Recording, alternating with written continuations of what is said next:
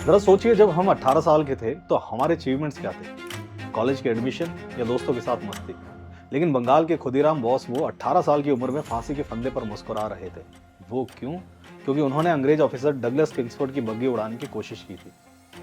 Hello, मैं हूं दीपक देव और आज की कहानी है 18 साल के एक बहादुर क्रांतिकारी खुदीराम बोस की। खुदीराम बोस का जन्म 1889 में वेस्ट बंगाल के मिदनापुर डिस्ट्रिक्ट में हुआ था। सिर्फ 5 साल की उम्र में खुदीराम बोस ने अपने माता पिता को खो दिया। उसके बाद उनकी बड़ी बहन ने उन्हें संभाला। लेकिन एक बात बचपन से उनके अंदर साफ थी, अंग्रेजों की गुलामी बर्दाश्त नहीं करनी। 15 साल की उम्र तक आते आते वो एक क्रांतिकारी स्वयंसेवक संगठन का हिस्सा बन गए। उन्होंने ब्रिटिश रूल के खिलाफ पर्चे बांटे, लोगों को जागरूक किया। अंग्रेज पुलिस को यह पसंद नहीं आया। खुदीराम बोस को पहली बार पर्चे बांटने के जुर्म में गिरफ्तार किया गया। 16 साल की उम्र तक आते आते वो पुलिस थानों के पास बम लगाकर अंग्रेजों के दिलों में खौफ पैदा करने लगे थे। उसी टाइम पर कोलकाता का प्रेसिडेंसी मजिस्ट्रेट डगलस किंग्सफोर्ड जरा जरा सी बात पर क्रांतिकारियों को बहुत कड़ी और लंबी सजाएं दिया करता था। मजिस्ट्रेट डगलस ने स्वामी विवेकानंद के भाई क्रांतिकारी भूपेंद्र नाथ दत्त को न्यूज़पेपर में सिर्फ एक नेशनलिस्ट आर्टिकल लिखने के लिए 1 साल की कड़ी सजा सुनाई थी। मजिस्ट्रेट डगलस के इस रवैये से क्रांतिकारी भड़क चुके थे। इसी कारण अब मजिस्ट्रेट डगलस क्रांतिकारियों के निशाने पर आ गया था। क्रांतिकारियों ने पार्सल भेज किंग्सफोर्ड को बहुत पहले ही मारना चाहा, लेकिन वो पार्सल किंग्सफोर्ड ने खोला ही नहीं। साल था 1908 का। कोलकाता में प्रेसिडेंसी मजिस्ट्रेट डगलस के खिलाफ गुस्सा इतना बढ़ चुका था कि क्रांतिकारी संगठन युगांतर समिति ने उसे खत्म करने का फैसला कर लिया। लेकिन ब्रिटिश गवर्नमेंट को भी ये खतरे की भनक लग चुकी थी। अपने खुफिया नेटवर्क के जरिए उन्हें पता चला कि किंग्सफोर्ड पर हमला कभी भी हो सकता है। उन्होंने फौरन उसे कोलकाता से हटाकर बिहार के मुजफ्फरपुर में जज बना दिया। लगा जैसे किंग्सफोर्ड अब सुरक्षित है। लेकिन युगांतर समिति के पास इससे भी बड़ा प्लान तैयार था। संगठन ने इस काम की जिम्मेदारी 2 नौजवान क्रांतिकारी को सौंपी, 18 साल के खुदीराम बोस और उनके साथी प्रफुल्ल चाकी। मिशन को गुप्त रखने के लिए दोनों को नए नाम दिए गए। खुदीराम बने हेरन सरकार और प्रफुल्ल चाकी बने दिनेश चंद्र राय। 18 अप्रैल 1908 ये दोनों क्रांतिकारी मुजफ्फरपुर पहुंचे। वहां एक धर्मशाला में अपने फर्जी नाम से रुक गए। ये पहली बार था जब दोनों इतने बड़े मिशन पर साथ थे। मुजफ्फरपुर में एक स्कूल के स्टूडेंट्स का भेष बनाकर उन्होंने ब्रिटिश क्लब और पार्क में आना जाना शुरू कर दिया।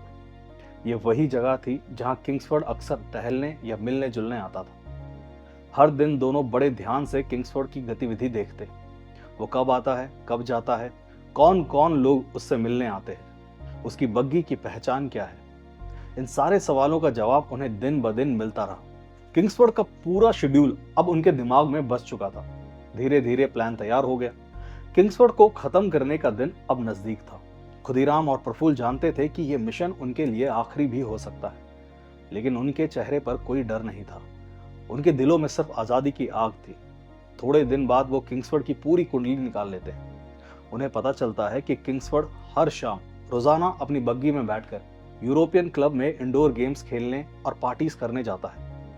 30 अप्रैल 1908 की शाम आती है। मुजफ्फरपुर का यूरोपियन क्लब रोशनी और शोर से गूंज रहा था। अंदर अंग्रेज अधिकारी और उनके परिवार खेल और पार्टी में मशगूल थे। किंग्सफोर्ड भी वहीं था। हर शाम की तरह आज भी उसने बैरिस्टर प्रिंगले कैनेडी की पत्नी और बेटी के साथ ब्रिज खेला। खेल खत्म हुआ तो सब अपने अपने घर लौटने की तैयारी करने लगे। लेकिन बाहर अंधेरे में 2 नौजवान अपनी जान हथेली पर रखकर छिपे हुए थे, खुदीराम बोस और प्रफुल्ल चाकी। दोनों क्रांतिकारी पेड़ के पीछे घात लगाकर बैठे थे। उनके पास सिर्फ 3 रिवॉल्वर और कुछ बम थे। दिलों में आजादी की आग और दिमाग में एक ही मिशन, जज डगलस किंग्सफोर्ड को खत्म करना। जैसे ही क्लब से एक बग्घी बाहर निकली, दोनों की आंखों में चमक आ गई। यही है, खुदीराम ने धीरे से कहा। दोनों फुर्ती से बग्घी की तरफ बढ़े। बग्घी के करीब पहुंचते ही उन्होंने बम फेंका। एक तेज धमाका हुआ। बग्घी के चीथड़े हवा में उड़ गए। सब तरफ धुआं और अफरा तफरी मच गई। खुदीराम और प्रफुल्ल ने सोचा कि उनका मिशन पूरा हो गया। लेकिन जिस बग्घी को उन्होंने निशाना बनाया था वो किंग्सफोर्ड की नहीं थी। उस बग्घी में बैरिस्टर प्रिंगले कैनेडी की पत्नी मिसेस कैनेडी और उनकी बेटी ग्रेस कैनेडी बैठी थी। दोनों की मौके पर ही मौत हो गई। दरअसल 18 साल के उन क्रांतिकारियों से रात के अंधेरे में डगलस किंग्सफोर्ड की बग्घी पहचानने में भूल हो गई थी। वारदात के बाद खुदीराम बोस और प्रफुल्ल चाकी दोनों अलग अलग दिशाओं में तेजी से भागते हैं। दौड़ने में दिक्कत ना हो इसीलिए खुदीराम बोस अपने जूते वहीं उतारकर फेंक देते हैं। प्रफुल्ल चाकी समस्तीपुर की ओर भाग निकलते हैं, जबकि खुदीराम कोलकाता की ओर बढ़ जाते हैं। इस घटना के बाद पूरा मुजफ्फरपुर हिल गया। अंग्रेजी हुकूमत ने तुरंत कार्रवाई करते हुए दोनों क्रांतिकारियों पर 5,000 रुपए का इनाम घोषित कर दिया। उसी रात खुदीराम बोस लगभग 25 मील का सफर तय करते हुए वेनी स्टेशन पहुंच गए। ये वही स्टेशन है जिसे आज खुदीराम बोस पूसा स्टेशन के नाम से जाना जाता है, जो कि बिहार के गंगापुर में मौजूद है। उन्हें यह तसल्ली थी कि उन्होंने आखिरकार जज किंग्सफोर्ड को मार गिराया। स्टेशन पर आराम से पानी पीते हुए खुदीराम सोच रहे थे कि उनका मिशन पूरा हो चुका है।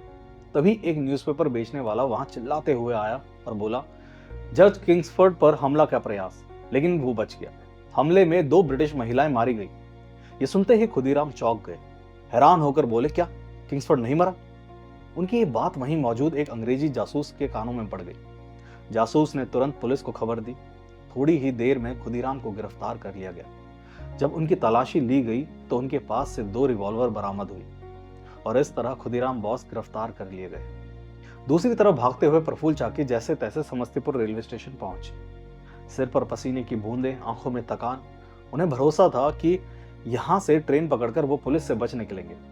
उन्होंने टिकट लिया और ट्रेन के डिब्बे में चुपचाप बैठ गए। लेकिन किस्मत को कुछ और ही मंजूर था। उसी डिब्बे में नंदलाल बनर्जी, एक सब इंस्पेक्टर, पहले से मौजूद था। नंदलाल की नजरें प्रफुल्ल की हरकतों पर टिक गई। उसे बिहार में आए एक बंगाली लड़के प्रफुल्ल चाकी पर शक होने लगा। जैसे ही ट्रेन मोकामा घाट स्टेशन पहुंची, नंदलाल ने पुलिस को इशारा कर दिया। अचानक चारों तरफ से पुलिस ने प्रफुल्ल को घेर लिया। उन्होंने पहले शांत रहने की कोशिश की, लेकिन जब देखा कि बचने का कोई रास्ता नहीं है, तो पिस्टल निकाली और भागने का प्रयास किया। गोलियां चली, पुलिस पीछे हट गई, लेकिन घेराबंदी इतनी मजबूत थी कि उनका भागना असंभव हो गया। एक पल के लिए प्रफुल्ल रुके। उन्होंने पिस्टल उठाई और 2 गोलियां खुद को मारी, एक कॉलर बोन में और दूसरी गले में। उन्होंने तय कर लिया था कि ब्रिटिश सरकार उन्हें जिंदा हाथ नहीं लगा पाएगी।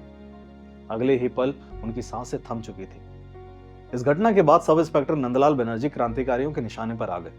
9 नवंबर 1908 को कोलकाता के 2 क्रांतिकारी शिरीष चंद्रपाल और गणेंद्र नाथ गांगुली ने नंदलाल को खुले आम गोली मार दी, प्रफुल्ल चाकी की मौत का बदला लेते हुए। उधर 1 मई 1908 की सुबह खुदीराम बोस को हथकड़ियां में जकड़कर मुजफ्फरपुर लाया गया। पूरे शहर में खलबली मच चुकी थी। हर कोई उस 18 साल के लड़के को देखना चाहता था, जिसने अंग्रेजी हुकूमत की नींव हिलाने की हिम्मत की थी। स्टेशन पर लोगों की भीड़ जमा थी। खुदीराम का हौसला अभी भी बुलंद था। उनकी आंखों में डर की जगह एक अजीब सी चमक थी। वो जानते थे कि उनकी गिरफ्तारी से आंदोलन को एक नई ताकत मिलेगी। अदालत में पेशी के दौरान खुदीराम ने पूरी जिम्मेदारी अपने ऊपर ले ली। वो अपने दोस्त प्रफुल्ल चाकी को बचाना चाहते थे, लेकिन जब उन्हें पता चला कि प्रफुल्ल अब इस दुनिया में नहीं है, तो उनकी आंखें भर आई। फिर भी वो आखिरी कोशिश में प्रफुल्ल की पहचान छुपाने के लिए उनके शव को दिनेश चंद्र राय के रूप में बताते थे। लेकिन अंग्रेज कहाँ मानने वाले थे। उन्होंने प्रफुल्ल चाकी की पहचान सुनिश्चित करने के लिए उनका सिर कोलकाता भिजवा दिया। इस क्रूरता ने दिखा दिया कि अंग्रेज किसी भी हद तक जा सकते थे। लेकिन खुदीराम और प्रफुल्ल जैसे क्रांतिकारी अपने अदम्य साहस और बलिदान से भारतीय स्वतंत्रता संग्राम की नींव मजबूत कर रहे थे। जज एच.डब्ल्यू. कंडोफ की अदालत में मुकदमा शुरू हुआ। खुदीराम बोस की ओर से 3 बड़े वकील, कालिदास बसु, उपेंद्रनाथ सेन और क्षेत्रनाथ बंदोपाध्याय, इन्होंने बिना किसी फीस के उनका केस लड़ा। ये वकील खुदीराम के लिए अपनी जान जोखिम में डालते हुए संघर्ष कर रहे थे। वहीं अदालत में एक और अहम पल आया। खुदीराम ने जो जूते छोड़े थे, वो जूते उन्हें पहनाए जाते हैं, जो उन्हें बिल्कुल फिट आते हैं। तो खुदीराम बोस ने बड़ी तसल्ली से स्वीकार किया कि ये जूते उन्हीं के हैं। ये साबित करने की कोशिश की गई कि वो वही शख्स थे जिसने किंग्सफोर्ड पर हमला किया था। अंत में खुदीराम बोस ने सभी आरोपों को स्वीकार कर लिया। उन्हें मुजफ्फरपुर कॉन्स्पिरेसी और 2 ब्रिटिश महिलाओं की हत्या के आरोप में 13 जून 1908 को फांसी की सजा दी गई। उस समय भारत का बच्चा बच्चा खुदीराम बोस से प्रेरित होकर राष्ट्रीय आंदोलन में भाग लेने लगा था। वे एक प्रेरणा बन गए थे। हालांकि महात्मा गांधी ने इस हिंसा की निंदा की और इन महिलाओं की मौत पर अफसोस जताया था। वहीं बाल गंगाधर तिलक ने अपने समाचार पत्र केसरी में खुदीराम बोस की तारीफ करते हुए एक लेख लिखा। इसके बाद तिलक को राजद्रोह के आरोप में 6 साल की सजा सुनाई गई और उन्हें म्यांमार के मांडले जेल में भेजा गया।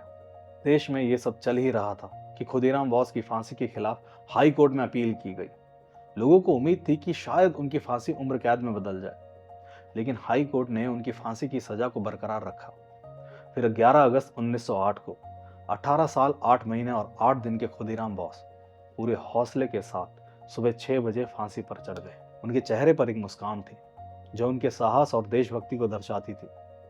उनके अंतिम संस्कार को पूरे सम्मान के साथ किया गया। लोग घरों से डिब्बियां लेकर आए ताकि वे खुदीराम बोस की चिता की राख ले सके और इसे श्रद्धांजलि के रूप में रखें। उनकी शहादत के बाद खुदीराम बोस इतने लोकप्रिय हो गए कि बंगाली बुनकरों ने एक खास प्रकार की धोती बनानी शुरू की, जिसके किनारे पर खुदीराम लिखा होता था। ये धोती कॉलेज जाने वाले लड़कों के बीच इतनी ज्यादा पॉपुलर हो गई थी। तो ये थी खुदीराम बोस की कहानी। उम्मीद है आपको ये पसंद आई होगी। ऐसी ही और दिलचस्प कहानियों के लिए हमारे चैनल को सब्सक्राइब करें। धन्यवाद।